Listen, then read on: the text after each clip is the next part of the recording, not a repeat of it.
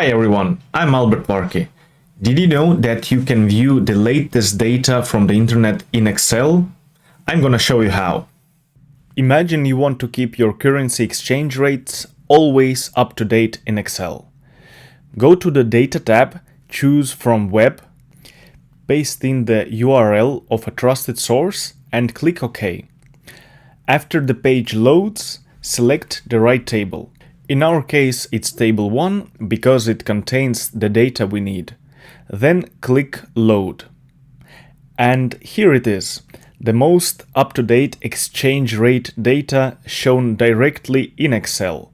Tomorrow, when the exchange rates update, all you need to do is click Refresh, and the table will reload with the latest values. This feature isn't limited to currency exchange rates. You can use it to pull in almost any type of data you need from the web. If you found this video useful, give it a thumbs up, subscribe to my channel, and I'll see you again soon. Bye.